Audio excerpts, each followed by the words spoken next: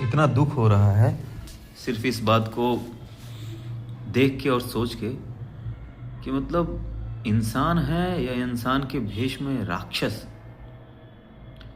मतलब जो हमारे पड़ोसी कंट्री हैं, जहाँ पे साफ साफ बोलूँगा, जहाँ पे इस्लाम संख्या में इस्लाम को मानने वाले ज़्यादा हैं, वहाँ पे अल्पसंख्यकों की इतनी बुरी हालत।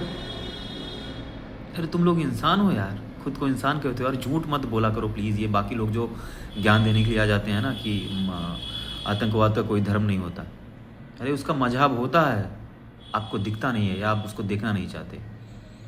जब तक आप सच को एक्सेप्ट नहीं करोगे, गलतियों को मानोगे नहीं, तब सुधार नहीं हो सकता।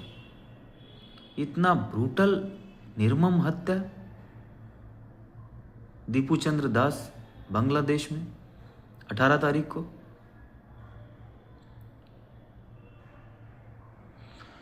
कौन हो यार तुम लोग, कौन हो? और हम तमाम भाईचारे की बात करने में खुश हैं। अरे नहीं चाहिए भाई, तुम अपना मानो, हम अपना मानेंगे।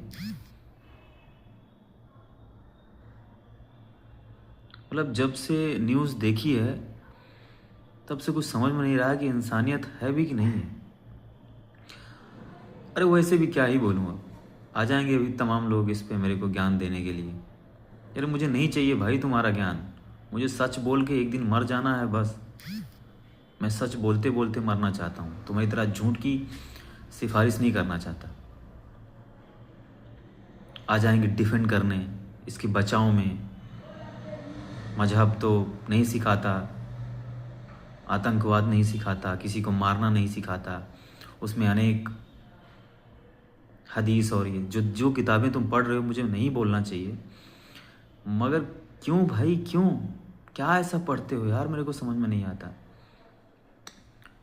इस लेवल से तुम्हारी भावनाएं हैं, ये सोच है तुम्हारी। और हमारे देश के नेता, उनको शर्म आनी चाहिए भारत के नेताओं को।